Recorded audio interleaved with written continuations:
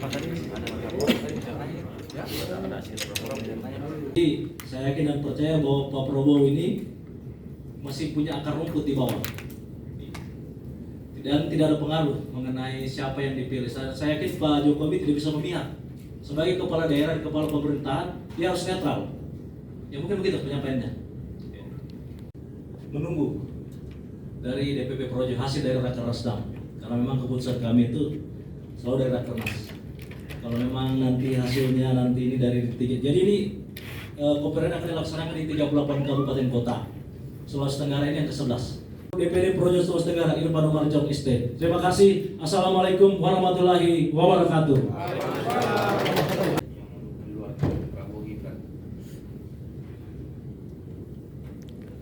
Kalau mengenai beda pilihan ya, itu saya kira dengan dinamika ya. Jadi DPJ ini kan sudah melakukan menangkap aspirasi masyarakat di daerahnya masing-masing. Saya kira itu biasa, wajar lah kalau ada beda. Itu bagian dari dinamika politik.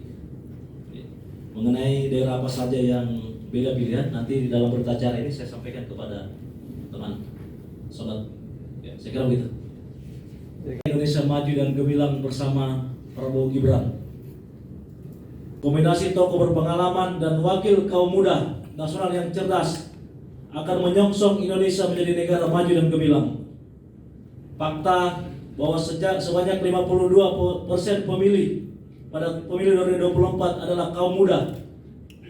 Melalui konversi daerah yang dihadiri oleh 14 Dewan Pimpinan Cabang, yakni Kendari, Konawe, Konawe Selatan, Konawe Utara, Konawe Kepulauan, Kolaka Timur, Kolaka Utara, Bombana, Muna, Muna Barat, Buton, Buton Selatan, dan Buton Tengah, serta Dewan Pimpinan Daerah Projo Sulawesi Tenggara mengusulkan Prabowo Subianto dan Gibran Rakabuming Raka sebagai pasangan Capres-Cawapres dalam pemilu 2024. Usulan presiden sudah pasti tetap Prabowo. Mengenai wakilnya ini kan masih menunggu nih regulasi, apakah MK meloloskan atau tidak. Ya kita tinggal tunggu saja. Yang penting rekomendasi Sultra sudah seperti itu. Bahwa yang kami rekomendasi adalah Prabowo Gibran. Sejauh mana pengaruhnya Sultra untuk memberikan rekomendasi ini dan pengaruh ke depannya gitu? Ya, kita akui kalau secara politik ini kan Sultra cuma 1,7% ya jumlah pemilih secara nasional ya. Ya, itu tidak signifikan. Tapi kan Sultra sekarang punya isu sebagai energi dunia, pusat sumber daya alam. Saya yakin walaupun tidak signifikan ini kami berupaya agar menyampaikan kepada DPP nanti tentang rekomendasi kami. Dan saya yakin karena kemarin Ketua Umum kami Pak Budi Ari yang sekarang Menkominfo sudah 2 kali berkunjung di Sultra. Berarti dia masih ada perhatian lah buat Sultra. Mungkin seperti itu. Jadi tugas kami akan membawa aspirasi ini ke sana. Oke. Cukup ya. Ini dinamis ya. Tidak ada yang bisa terjadi. Mungkin kemarin itu kami ke Pak Jokowi karena kami melihat bahwa kepemimpinan Jokowi itu lebih bagus lah dari Pak Prabowo. Kan itu pilihan bahwa kami juga kan dari 2012 sudah sama-sama Pak Jokowi di lingkaran ketika dia dari Solo menuju Jakarta. Projo sudah di situ. Ya, mungkin begitu alasannya. Nah, setelah dilihat ini di 2024 ini kami lihat bahwa Prabowo semenjak jadi menteri kinerjanya kita lihat bagus. Dan saya yakin dan percaya, teman-teman mungkin yakin dan percaya, di samping tadi kemenangan 2 kali di Sultra ini, mungkin Pak Prabowo bisa melanjutkan kepemimpinan Pak Jokowi yang sekarang ini. Kami dari Projo berharap ada keberlanjutan kepemimpinan dan pelaksanaan pembangunannya, ya itu mungkin. Pemilihan ini demokratis. Kami tidak mengintervensi, itu tergantung aspirasi mereka dari kabupaten. Jadi DPC ini sudah membawa aspirasi mereka sendiri. Dan itu natural, tidak ada intervensi atau apapun untuk pengambilan keputusan siapa yang mereka pilih. Pak, mungkin bisa lebih spesifik terkait alasan ke Prabowo Cak Imin atau Prabowo Gibran, itu seperti apa Pak?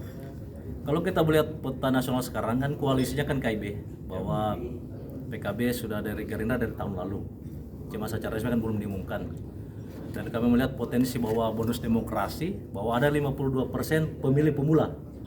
Nah, mungkin bisa saja ada pertimbangan bagi kami bahwa waktunya untuk menampilkan kader muda, dan yang punya potensi itu adalah Pak Gibran itu sebagai perwakilan dari kaum muda milenial dan SEP. Tapi bicara tentang 2019 itu ketika bertarung di 2019 kan Projo yang paling Jelas saya sampaikan tadi bahwa Prabowo Gibran itu menjadi yang dipilih banyak oleh para DPC di 14 kabupaten kota. Mungkin begitu hasil kompara tadi ini. Untuk langsung masing-masing DPC tadi seperti apa? Kenapa sampai memilih Prabowo Gibran? Iya, mungkin itu dinamika ya, karena mereka kan menyerap aspirasi masyarakat juga di daerahnya. Mungkin ada tanggapan masyarakat, mereka tangkap aspirasinya bahwa masyarakat di kabupaten mereka masih menginginkan ada pemimpin yang tegas, berani. Itu mungkin Prabowo mungkin bagian dari militer, dan masyarakat berpikir bahwa Indonesia harus aman, jadi ya harus capresnya harus dari militer atau mantan militer lah, mungkin seperti itu mungkin. Iya, apakah masih berkaitan dengan kemenangan Pak Prabowo yang tahun 2014 silam? Ya mungkin masih ada hubungannya, karena 2 kali Pak Prabowo ini menang dalam pilpres di Sulawesi Tenggara, dan itu cukup signifikan ya. Tahun 2019 kalau saya tidak salah kemenangannya itu 66% perolehan suaranya. Ya. Terima kasih sudah nonton. Jangan lupa like, subscribe, dan share ya.